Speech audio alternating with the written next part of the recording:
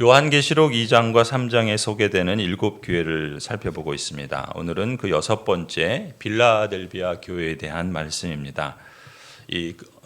화면을 보시면은 이 빌라델비아 시는 우리가 이제까지 보았던 여러 도시에 또 거기에 있는 교회들, 지난주에 보았던 이 4대 교회에서 동남쪽으로 한 45km, 48km 이 정도 떨어져 있다 그래요. 이 빌라델비아라는 말이 그 미국에도 필라델피아라는 도시가 있는데 같은 의미죠. 이 빌라델비아라는 말이 형제 사랑이라는 그런 뜻을 갖고 있는데 주전 2세기경에 우리 버가모라고 하는 그 도시를 봤죠. 버가모 교회를 보았고 이 버가모 도시의 왕이 아탈루스라고 하는 사람이 있는데 이 아탈루스 2세가 세운 도시가 이 빌라델비아라 그래요. 그런데 이 아탈루스 왕이 이 도시를 이제 통치하는데 그의 형 유메네스라고 하는 그 형이 그 도시의 이름을 형제간의 사랑이라는 의미를 기념하기 위해서 빌라델비아라 이런 이름을 붙여줬다고 합니다. 이 빌라델비아는 위치상으로 보면은 우리가 지금 그 밑에 라오디게아에서부터 지금 빌라델비아 4대 그리고 두아디라 또 버가모 이렇게 가는 길이 있겠죠. 이 이어지는 길이 사도 바울이 그 유럽으로 가게 될 때 드로아에서 이제 가게 되는데 이 드로아까지 연결되는 일종의 고속도로 같은 것이 있다 그래요. 그래서 그 도로는 주로 이제 통신, 우편 뭐 이런 것들을 나르는 그런 당시로 보면 고속도로인데 그런 그 고속도로 선상에 있으니까 아무래도 교통의 요지고 또 지금 우리가 이쪽에 있는 도시들이 대개 왼쪽 또 북쪽, 남쪽, 동쪽 이런 식으로 연결되는 지정학적 위치에 있기 때문에 매우 상업적으로 유명한 유리한 그런 도시라 그래요. 특히 이 빌라델비아는 좀 더 동쪽에 있죠. 그래서 이 동쪽으로 가는 관문이다. 이렇게까지 이 빌라델비아를 불렀다 그럽니다. 그런데 이 빌라델비아 도시가 우리가 그 4대 교회에서 봤던 것처럼 그 주후 17년경에 여기에 이제 대지진이 있어서 그 4대가 그야말로 초토화됐대요. 근데 뭐 4대에서 빌라델비아까지 한 45km 정도밖에 안 되니까 여기도 영향을 미쳤겠죠. 그래서 빌라델비아도 거반 무너졌고 다행히 이제 주후 90년경에 로마 황제가 그 4대도 그랬지만 로마 황제가 보조금을 줘서 다시 이 빌라델비아 시를 재건하는데 그 도움을 줬다 그래요. 뭐 그렇다 하더라도 이제 이미 그 지진으로 인해서 도시가 완전히 초토화되는 그런 경험을 했으니까 이 도시에 사는 사람들은 남아 있는 사람들의 입장에서는 늘 이 지진에 대한 두려움이 있었겠죠. 이 종교적으로 보자면 이 빌라델비아는 다른 여느 도시들처럼 황제 숭배에 우호적이었다 그래요. 더군다나 황제가 이 도시를 재건하는데 보조금을 줬으니까 더 그렇겠죠. 그리고 이 빌라델비아는 그리스 신화에 나오는 여러 신들을 여기도 숭배하는데 그들이 수호신으로 삼은 것은 술의 신 디오니소스. 우리 바카스 있죠? 바카스가 디오니소스인데 술의 신이에요. 그러니까 이 술의 신을 수호신으로 삼았다라고 그럽니다. 이런 그 분위기 속에서 빌라델비아 교회가 설립되었고 그러니까 이 빌라델비아 교회는 여느 다른 당시의 교회들처럼 황제 숭배의 어떤 그 분위기 그리고 여러 가지 이방 다양한 종교들의 혼합주의 사상 속에 그런 정신들이 만연한 곳에 설립이 된 교회라고 할 수 있죠. 그래서 이 빌라델비아 교회를 우리가 볼 때 그 주님의 말씀을 통해서 주목할 점은 이 빌라델비아 교회도 서머나 교회처럼 서머나 교회는 어떤 교회였습니까? 그러니까 그 믿음을 순교로까지 지킨 그런 교회에서 책망이 거의 없는 칭찬만 받은 교회가 서머나 교회잖아요. 그 서머나 교회처럼 빌라델비아 교회도 책망이 없어요. 칭찬만 받은 그런 교회라고 할 수 있는데 그 점은 우리가 매우 주목해 볼 만한 사실이겠죠. 그래서 우리가 지난주 4대 교회 같은 경우는 어땠습니까? 책망이 뭐가 없어요. 칭찬이 없어요. 칭찬이. 내가 내 행위를 안다라고 하면 보통 다른 교회들이 대개 그 말씀을 하시면 주님께서 칭찬하시는 말씀으로 사용했는데 4대 교회는 그런 게 없었잖아요. 그런데 그 4대 교회는 칭찬은 없고 책망만 있었는데 이 빌라델비아 교회는 책망은 없고 칭찬만 있었다. 그러니까 이렇게 같은 교회라도 이게 이렇게 다를 수가 있는 거예요. 우리가 이 빌라델비아 교회를 묵상할 때 좀 염두에 둘 것은 그런 것 같아요. 이렇게 신앙의 연수가 더해지면 뭐 새로울 게 없잖아요. 어떤 점에서는. 그러나 새로울 게 없는 것이 아니라 우리에게 만약에 소망이 있다면 또 우리가 바라는 어떤 기대가 있다면 이 빌라델비아 교회처럼 혹시 내게 책망할 게 있고 좀 흠이 있다 하더라도 그것이 세월이 갈수록 적어지고 또 이 빌라델비아 교회처럼 책망할 것이 없는 그런 교회로 그런 성도로 자라간다면 참 복되지 않겠습니까? 이 빌라델비아 교회를 주님께서 이렇게 칭찬하시는데 어떤 점들을 칭찬하셨는가? 오늘 본문에서 크게 세 가지 주님께서 칭찬하신 것을 볼 수 있어요. 첫 번째는 이 빌라델비아 교회는 힘이 적은데 주님께서 하신 말씀을 지키고 주님의 이름을 모른다. 이렇게 부인하지 않은 점에 있어서 칭찬을 받습니다. 3절을 보시면 우리 같이 한번 읽어볼까요? 나는 내 행위를 안다. 보아라, 내가 네 앞에 문을 하나 열어두었는데 아무도 그것을 닫을 수 없다. 내가 힘은 적으나 내 말을 지키며 내 이름을 모른다고 하지 않았다. 주님께서 나는 내 행위를 안다 이렇게 말씀하세요. 다른 여러 교회들처럼 주님이 다 아세요. 그런데 4대 교회처럼 칭찬할 게 없는 게 아니라 다른 여느 교회들처럼 책망할 것이 없고 오히려 내 행위를 아는데 너는 이런 점에서 잘하고 있구나. 잘했다. 이렇게 칭찬하신다는 거예요. 뭘 칭찬하셨는가? 주님께서 칭찬하신 행위는 무엇인가? 거기 보시는 것처럼 빌라델비아 교회는 힘이 적은데 주님의 말씀을 지키고 주님의 이름을 부인하지 않았다. 이런 점에서 칭찬을 받았다는 거예요. 아마 이 빌라델비아 교회는 이제 이렇게 가면은 그 이제 뒤에 있다가 보겠지만 기둥 두 기둥 뭐 기둥 세 개인가 두 개인가 막 이렇게 기둥만 남아 있대요. 그 성 요한 교회라고 부르던데 그 교회의 기둥만 딱 남아 있다 그럽니다. 그러니까 어느 정도인지 또 얼마나 성도가 되는지 뭐 알 수가 없어요. 그리고 그렇게 많은 유적이 있는 것도 아니라 그래요. 그런데 주님의 말씀을 보면은 빌라델비아 교회가 힘이 적었다 그래요. 힘이 적었다. 힘이 적었다라는 말은 여러 가지 표현할 수가 있겠죠. 아마 교세가 뭐 작았다고 할 수도 있죠. 또 재정이 적었을 수도 있어요. 또 교인들의 형편이 여러모로 어려웠었던 것 같습니다. 이 당시는 신분제 사회잖아요. 로마 사회에는 귀족도 있고 또 로마 제국의 시민도 있고 그렇지 않은 사람도 있고 또 심지어 노예도 있었죠. 이런 귀족 사회에서 사회적으로 낮은 계층의 사람들로 구성된 교회가 아마도 이 빌라델비아 교회였지 않을까 그런 생각을 할 수 있다는 거죠.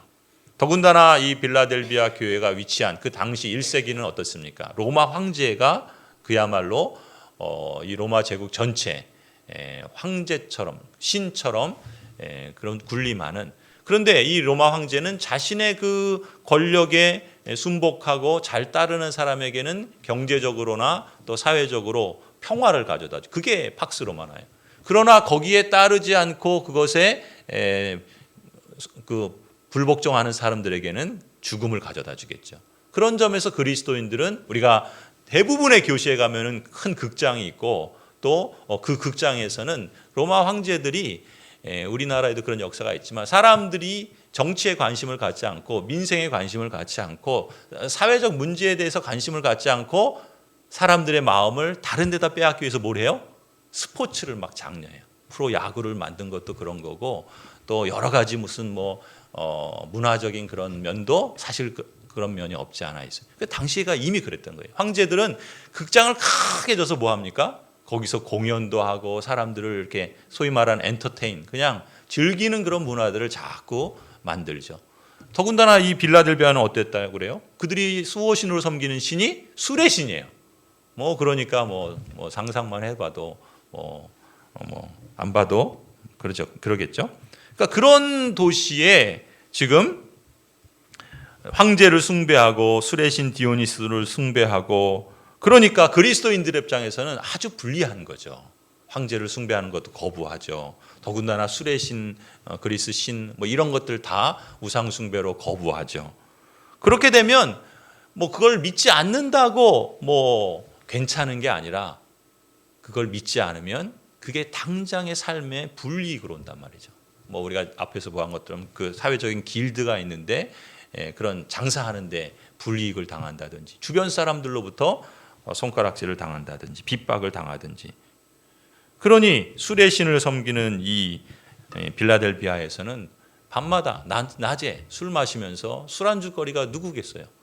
아유, 저 이상한 사람들, 피를 먹질 않나, 또 사람의 고기를 먹질 않나, 오해하는 거죠. 그리스도의 몸과 피를 상징하는 성찬을 두고서 사람들은 인육을 먹는다, 피를 먹는다, 뭐 이렇게 하면서 이 사람들 이상한 사람들이라고, 저 사람들은 황제도 숭배 안 하고, 그러니까 여러 가지 그야말로 술안주거리가 되는 그런 수모를 겪었겠죠. 그것만 그렇겠습니까? 장사하고 생활을 하는데 일상적으로 많은 어려움을 겪겠죠.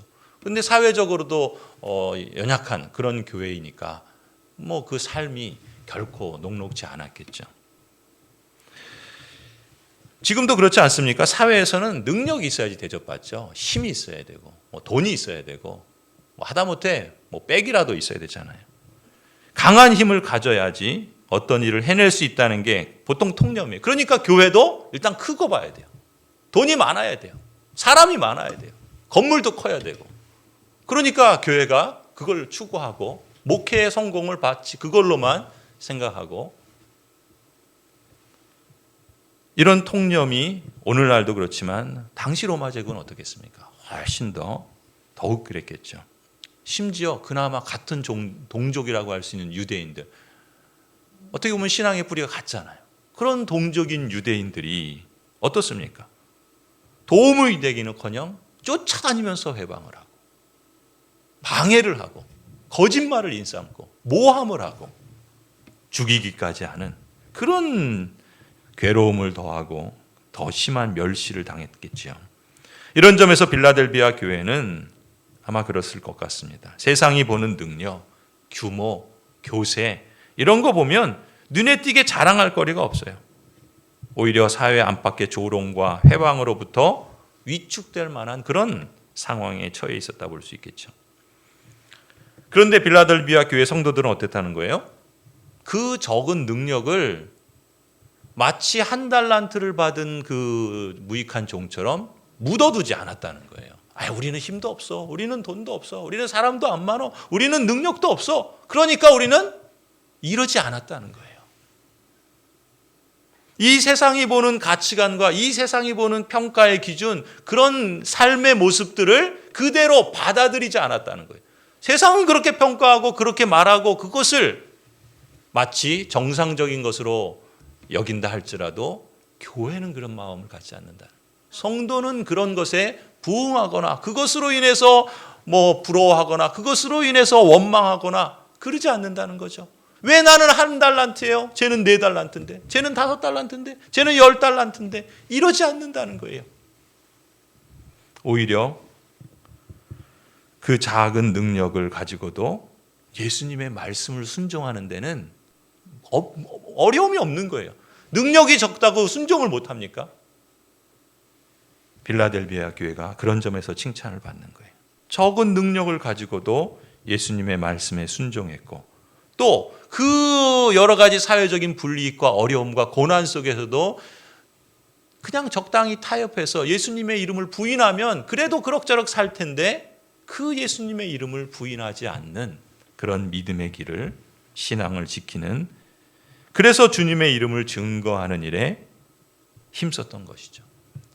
어떤 영향력을 막 줘서, 소위 말하는 선악 영향력을 막 줘서 복음의 능력이 드러나기도 하겠지만, 다르게 사는 것 자체가 그게 능력인 거예요.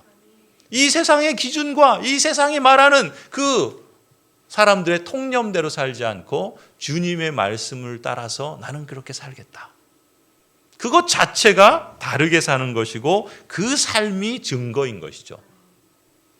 사람들은 조롱하고 그것에 대해서 불이익을 당한다 할지라도, 그래서 너는 참 바보 같구나라고 수모를 당하고 손가락질 당해도 기준은 주님에게 있는 거죠. 주님이 칭찬하시면 그건 잘하는 거예요. 그런 점에서 적은 능력으로도 칭찬받은 교회가 빌라델비아 교회죠. 오늘날 우리에게 사실 빌라델비아 교회는 적지만 마치 큰 외침으로 우리에게 지금도 선포하고 있는지 모르겠습니다.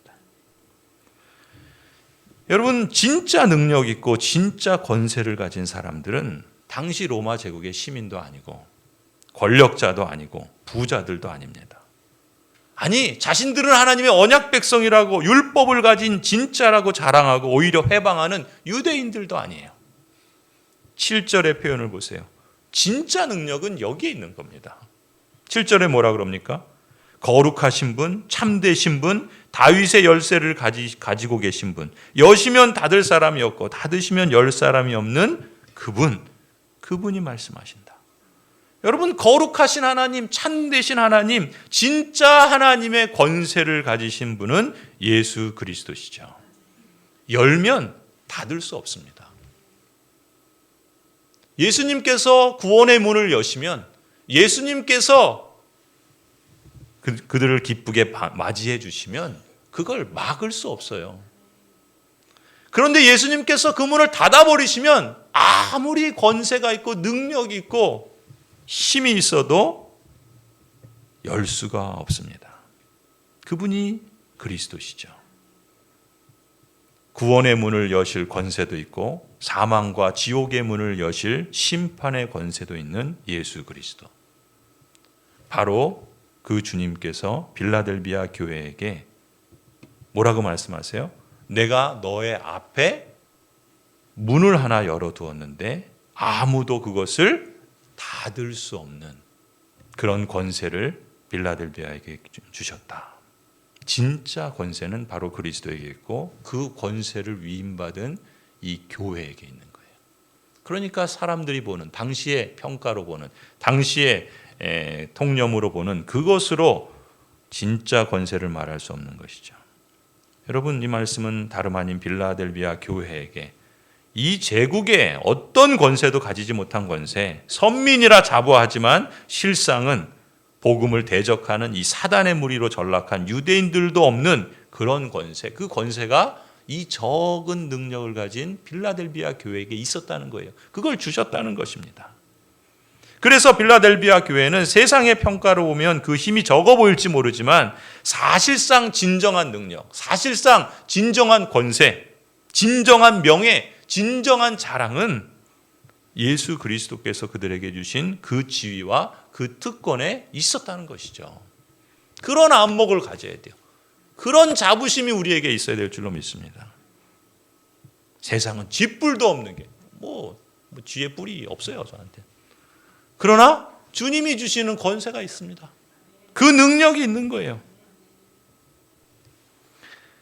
하나님의 나라, 천국의 열쇠를 갖고 그 문을 열 수 있는 놀라운 권세를 가진 것, 그건 제국도 아니고 유대인도 아니라는 거예요. 바로 성도라는 것이죠. 빌라델비아 성도들에게는 이런 믿음이 있었고 그 믿음에 기초한 그 영광스러운 부름에 대한 순종이 있었다는 것입니다. 진정한 왕이요 세상을 구원하고 심판하실 주권자이신 예수 그리스도께서 이 점을 칭찬해 주신 것이죠. 여러분, 그런 점에서 오늘 이 빌라델비아 교회가 우리에게 주는 교훈이 있다면, 우리가 소유하고 있는 어떤 외적인 조건들, 그것들로 인해서 우리 마음을 빼앗기지 않았으면 좋겠어요. 물론 많이 갖고 많이 소유하고 있으면 편하게 살 수 있죠. 그러나 그것으로 사람을 평가하는 것은 아주 짧은 한 도막에 불과하지 않겠습니까? 아니, 그것조차도 요즘 전쟁이 있잖아요. 그리고 또 우리 또 이런 일이 자꾸 있으면 안 되겠지만 또 우리 이제 화재도 나고 그런 재난 상황이 있잖아요. 그러니까 그런 거 보면서 그런 생각이 들더라고요. 화장실에 가만히 앉아서 생각해 보니까 불이 나면, 전쟁이 나면 우리가 그렇게 애지중지하고 우리가 평생을 싸우고 또 우리가 그렇게 소중히 여기는 것들이 한순간에 다 날아가잖아요. 그죠? 그렇다면 나에게 정말 남아 있어야 될 것, 아니 그렇다면 나에게 정말 챙겨야 할 것이 뭘까? 뭐 이런 생각을 하면 참 엉뚱하지만, 그러니까 우리 인생이 그래야 되겠죠. 내 인생을 이제 한순간에 이제 정리해야 되는 그런 때가 왔을 때 정말 내 인생을 돌아보아서 주님께서 칭찬하실 만한 그것이 나에게 있어야 되는데 그게 뭘까라는 걸 우리가 좀 깊이 묵상해 봐야 되지 않을까. 그걸 우리가 이 땅을 살아가는 동안에 마지막에 가서가 아니라 지금 그런 것들을 염두에 두고 우리의 삶을 살아간다면 좀 삶이 다르지 않을까. 성도 여러분, 세상이 자랑하는 그 무엇 좋습니다. 그러나 그걸 가졌느냐 아니냐에 너무 마음을 뺏기지 않도록 우리 자신을 좀 지켰으면 좋겠습니다. 정말 우리가 믿음이 있고 우리의 신앙의 길을 걸어가면서 진짜 권세가 되는 게 뭐냐, 진짜 자랑이고 진짜 영광으로 남고 진짜 능력이 되는 게 뭐냐, 우리가 입버릇처럼 말하는 예수 그리스도, 정말 그분이 과연 그렇구나라는 그런 고백과 간증이 우리 삶에서 또 예수 그리스도 안에 이미 여러분에게 주신 그 특권이라는 것을 여러분이 기억했으면 좋겠습니다. 그걸 믿었으면 좋겠어요. 그러니까 그런 점에서 여러분은 이미 뭘 갖고 있는 거예요? 다윗의 열쇠를 받은 거예요. 뭐라 그래요? 다윗의 열쇠를 가지신 분이 그 문을, 그 열쇠를 지금 빌라델비아 교회 성도에게 주신 것처럼 우리에게도 그 열쇠를 주셨다 믿습니다. 두 번째로 예수 그리스도께서 빌라델비아 교회를 칭찬하는 내용은 사탄의 무리를 굴복시키고 승리했다라는 점이에요.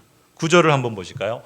보아라, 내가 사탄의 무리에 속한 자들을 네 손에 맡기겠다. 그들은 스스로 유대 사람이라고 하지만 사실은 그렇지 않고 거짓말을 하는 자들이다. 보아라, 내가 그들이 와서 네 앞에 꿇어 엎드리게 하고 내가 너를 사랑하였다는 것을 알게 하겠다. 이 사단의 무리를 굴복시키고 승리하게 하시는 주님, 빌라델비아 교회가 그랬다는 거예요. 여러분, 사단의 무리에 속한 자들, 당시 빌라델비아 교회에게 있었다는 거예요. 그들은 하는 일이 뭐겠어요? 회방하고 조롱하고 박해하고 방해하는 거 아니겠습니까? 근데 그들이 누구라는 거예요? 유대인들이라는 거예요. 유대인이 누굽니까? 지금 사도 요한도 그렇고 대부분의 당시 그리스도인들은 유대인이었다가 그리스도를 주님으로 영접한 사람들 아닙니까? 그리고 그들을 통해서 이방인들에게도 복음이 전해져서 이방인들 가운데 그리스도인 된 사람들이 있지 않겠습니까? 그렇다면 유대인들은 어떻게 보면 형제와 같고 또 친족과 같은 가까운 사람들인데 그들은 자신들이 유대인이라고 하면서 사실은 사단의 무리에 속해 있다는 거예요. 자신들은 하나님의 언약 백성이라고, 자신들이야말로 진짜 하나님의 말씀을 맡은 자라고, 자신들이야말로 진짜 할례를 받고 율법을 가진 그런 사람들이라고 말은 하지만 그들이 하는 행위는 그 복음을 역행하고 반대하고 오히려 그것을 무너뜨리는 일을 한다는 것이죠. 모양은 비슷한 것 같은데 전혀 엉뚱한 일을 하는 거예요. 당시에도 그랬고 오늘날도 그렇습니다. 모양은 비슷해요. 자신도 신앙이 있다. 자신도 성경을 믿는다. 자신도 교회에 나간다. 그러는데 그런 사람이 그야말로 양의 탈을 쓴 이리 같은 이단이거나 사이비, 아니 정통 교회 안에 있으면서 그런 악들을 자행하는 그런 수많은 그런 종교인들. 여러분, 빌라델비아 교회만 그랬느냐? 서머나 교회도 그랬죠.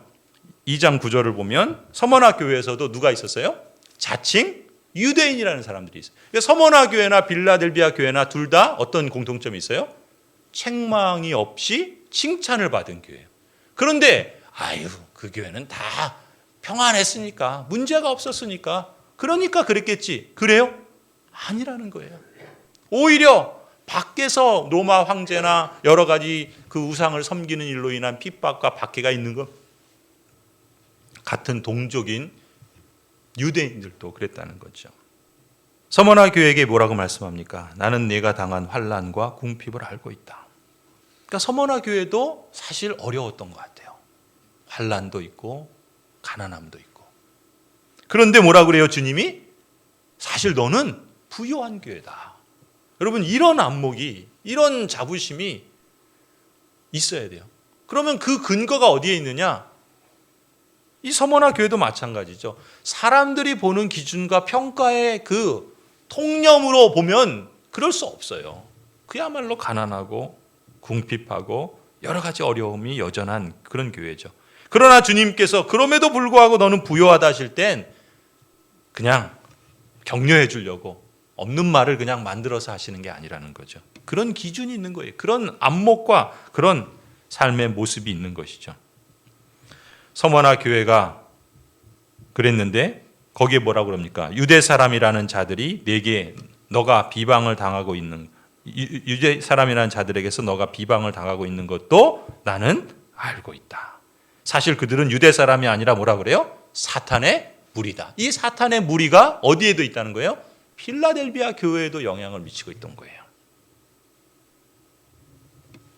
거기에 부하내동하고 거기에 같이 보조를 맞춰주고 거기에 같이 맞장구를 쳐주는 그런 교인들이 아니라는 거예요. 필라델비아 교회에게도 비슷한 칭찬과 격려의 말씀을 하시죠. 이런 회방과 이런 박해에도 오히려 고난을 두려워하지 않고 이겨냄으로써 칭찬을 받은 것이죠. 서머나 교회도 그렇고 필라델비아 교회도 그렇고. 보아라, 내가 그들이 와서 내 앞에 꿇어 엎드리게 하고 내가 너를 사랑하였다는 것을 알게 하겠다. 이 핍박 가운데 이 필라델비아 교회 성도들은 오히려 그들의 신앙의 내용이, 그들의 신앙의 순수함이, 그들의 신앙의 능력이 드러난 거예요. 지난번 목요일에 우리 실버 구역 모임에서 신의 악단 영화를 관람했잖아요. 그 영화는 어떤 그 평가하신 분이 그러더라고요. 평론하신 분이. 가짜 찬양이 진짜 찬양으로 바뀐 영화다. 뭐 보신 분들은 아시겠지만 이 종교 활동이 철저히 통제된 곳이 북한이잖아요. 그런데 그곳에서 악단을 만들어요. 왜 그래요? 외화벌이를 위해서. 그러니까 그 의도가 신앙적인 이유도 아니에요. 그러니까 어려운 경제, 어쨌든 뭐 외화벌이를 하기 위해서 악단을 만들었는데 그렇게 시작된 이 가짜 찬양단이 뭐가 됩니까? 진짜 찬양이 되고 진짜 믿음을 낳는 이 복음의 능력을 우리가 그 영화를 통해서 보지 않습니까? 이 찬양단은 그야말로 그들의 몸은 어디 있냐면 보위부의 감시하에 제한된 공간에 갇혀 있어요. 때로는 같은 그런 군사 세력에 의해서 총뿌리에 머리를 맞아 피를 흘리는 그런 억압도 당하기도 합니다.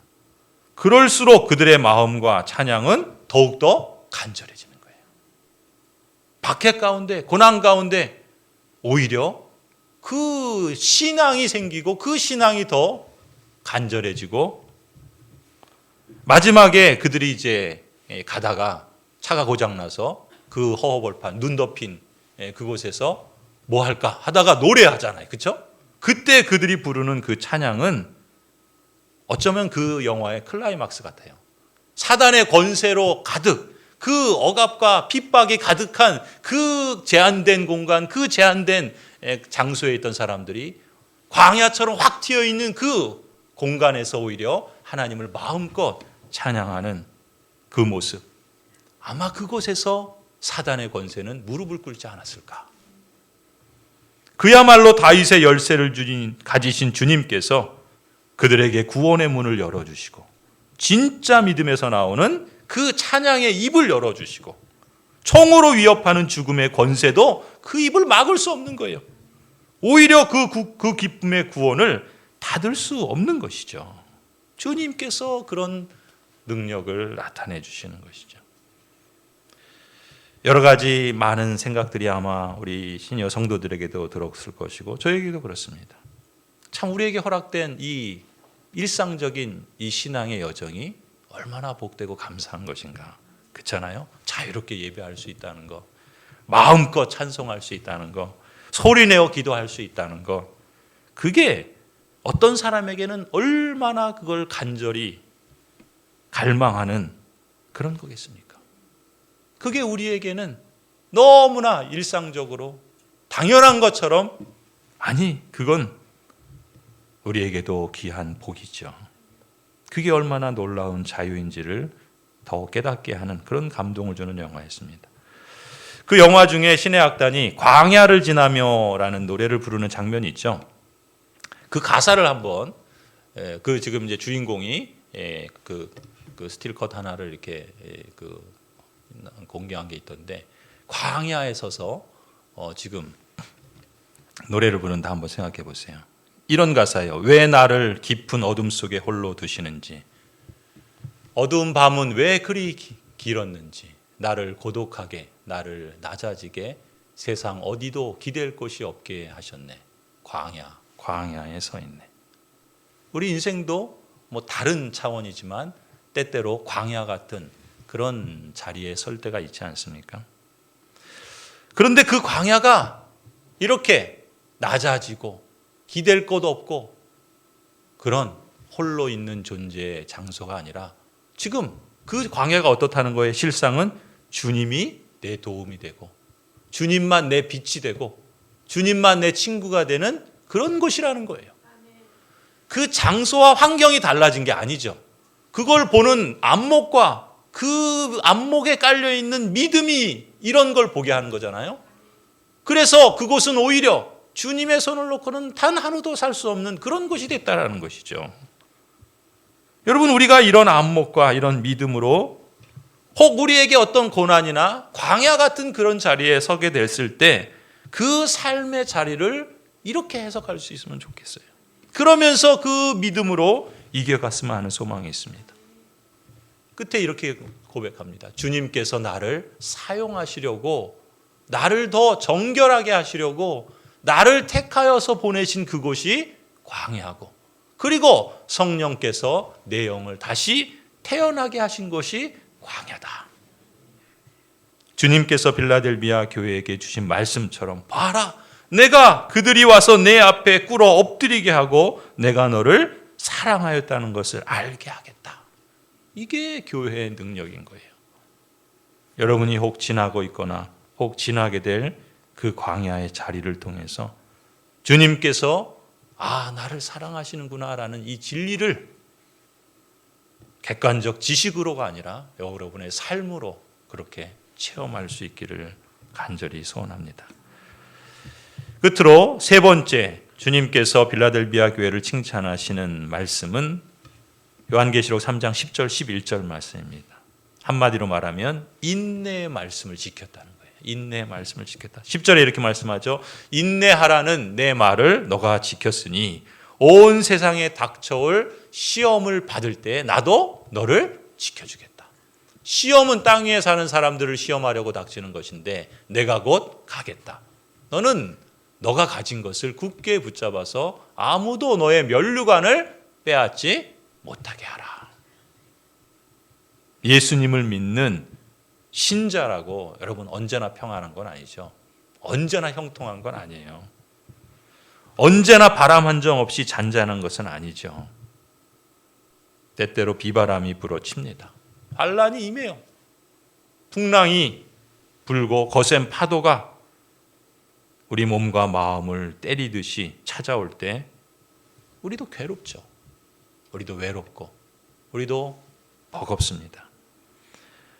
이런 환난과 괴로움을 안 받으면 제일 좋죠. 이런 것이 그냥 없이 순탄하게 가면 제일 좋지만 그런 사람은 아무도 없지 않습니까? 아무리 안 받으려고 해도 불청객으로 호련히 들이닥치는 그 어려움을 피하는 건 쉽지 않습니다. 그렇다면 우리는 어떻게 해야 되는가? 누구에게나 크고 작은 어려움이 있고 신자라고 해도 아니 신자이기 때문에 신앙생활에서 겪는 그런 어려움도 있기 마련인데 예수 그리스도께서는 이 빌라델비아 교회에게 말씀하시는 걸 보세요. 아 그렇구나. 이제 너희에게 아무런 고난도 당하지 않게 해줄게. 이렇게 안 말씀하세요. 그게 좋잖아요. 이왕이면 그냥 그런 고난이 없으면 좋겠는데 지금 뭐라고 말씀하십니까?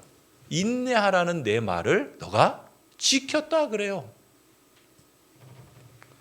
고난을 받으면 당장에 없애주시기보다는 오히려 그 고난 속에서 그걸 견디고 그걸 이기고 그것을 뚫고 나아가도록 주님께서 붙들어 주시겠다 약속하십니다. 실제로 빌라델비아 교회의 성도들은 고난 중에 인내하라는 주님의 말씀을 지켰기 때문에 이 칭찬을 받는 것이겠죠.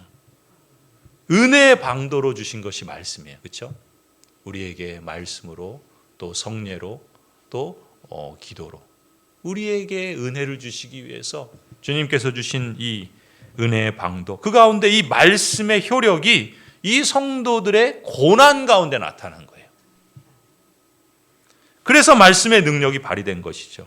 그냥 잠시 있다가 사라진 것이 아니라 어렵고 힘든 형편 중에서도 지속적으로 그 말씀의 능력이 작동한 것입니다.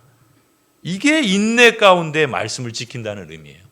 이게 우리의 신앙의 여정 가운데 많아졌으면 좋겠습니다. 그야말로 시험은 땅 위에 사는 사람들을 시험하려고 닥치는 것이라 말씀하죠. 그런데 여러분 보세요. 모든 어려움이 언제나 누구에게나 시험이 되고 환난이 되는 것은 아니라는 겁니다. 무슨 얘기냐면 같은 문제가 어떤 사람에게는 시험이 되고 환난이 되는데 그렇게 안 되는 사람도 있어요. 그렇지 않아요? 왜 그럴까요? 무슨 차이일까요? 하나님의 말씀이 작동하는 거죠. 그것이 발휘되는 능력의 정도가 사람마다 같지는 않아요. 그렇기 때문에 어떤 사람에게는 시험이 되는 것이 어떤 사람에게는 그렇게 안 되는 경우도 있는 거죠. 말씀을 들어도 전혀 작동하지 않는 사람도 있고 어떤 성도에게는 그 말씀이 하나님이 역사하시는 은혜의 방도가 되어서 문제에 부딪혔지만 그걸 이기는 능력으로 경험되고 그게 하나씩 쌓이면서 그게 작동하는 거예요. 웬만한 시험과 어려움 가운데는 넉넉히 이겨가는 그런 모습으로 변화되는 거죠. 그걸 신앙의 성숙이라고 그러지 않겠습니까?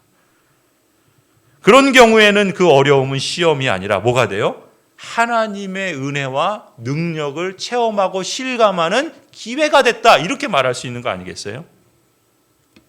여러분 신앙은 자랍니다. 그렇죠? 어린아이가 자라는 것처럼 보세요. 우리 코로나 때 태어나고 그 갓난아기 했던 아이들이 지금 초등학교 1학년, 2학년이 됐잖아요. 그렇지 않습니까? 아이가 자라는 것처럼 우리의 신앙도 자랍니다. 근데 아이가 어떻습니까? 어릴 때는 그렇잖아요. 춥고 덥고 배고픈 거 못 참습니다.